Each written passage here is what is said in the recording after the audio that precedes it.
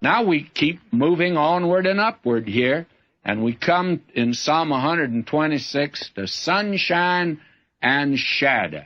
And he comes in sight of the heathen, and he wants to be a witness to them, you see. And we find this is one that apparently was inserted after the captivity. That is, the psalm was. It's just been too good to be true that he's now able to return to Jerusalem. Will you listen? When the Lord turned again the captivity of Zion, we were like them that dream. It was like a dream to us. We couldn't believe it. Then was our mouth filled with laughter, and our tongue with singing. Then said they among the nations, The Lord hath done great things for them. The Lord hath done great things for us, whereof we're glad. You see, now they want to give a testimony to the world, and that is the picture that we have here. This psalm that we're coming to now, Psalm 127, it has been called the Cotter's Saturday Night Psalm. And that probably is as good as any. It's a mighty crescendo. You come here to the crest of the psalm, and you come as high as you can to Mount Zion. You just don't get any higher, or to the temple area. But this carries us right into the heavenlies.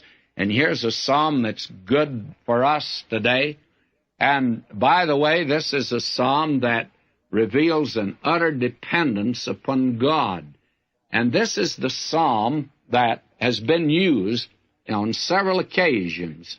It was used at the inauguration of President Eisenhower. There were two Bibles, and one of them was open at Psalm 127. And the George Washington Bible is open there. And it is one of these great pilgrim psalms. It has a message for us. Listen, except the Lord build the house, they labor in vain that build it. Except the Lord keep the city, the watchman waketh but in vain. It is vain for you to rise up early, to sit up late, to eat the bread of sorrows, for so he giveth his beloved sleep.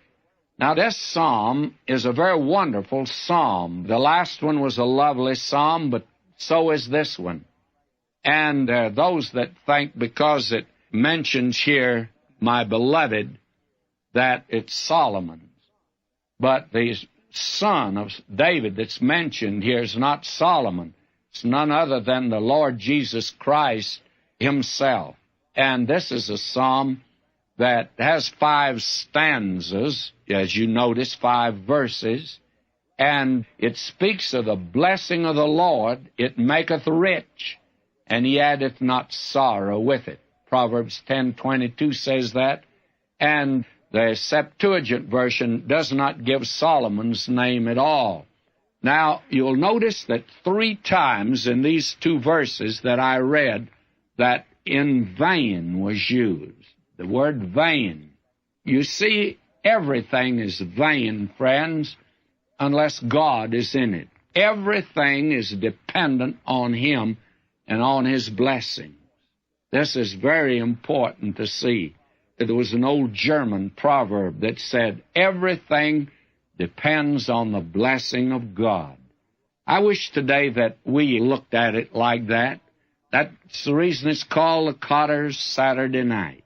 A time when, therefore, the Lord Jesus said, I say unto you, take no thought for your life, what ye shall eat, what ye shall drink, nor yet for your body, what ye shall put on. Is not the life more than meat, and the body than raiment?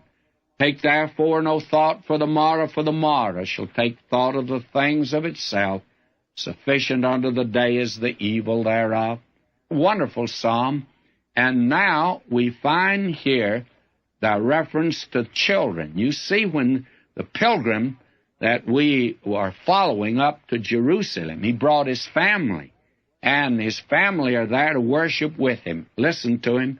Lo, children are a heritage from the Lord, and the fruit of the womb is his reward. There's his wife and children, and they're there, all of them, to thank God. And verse 4, as arrows are in the hand of a mighty man, so are children of one's youth. Happy is the man who hath his quiver full of them.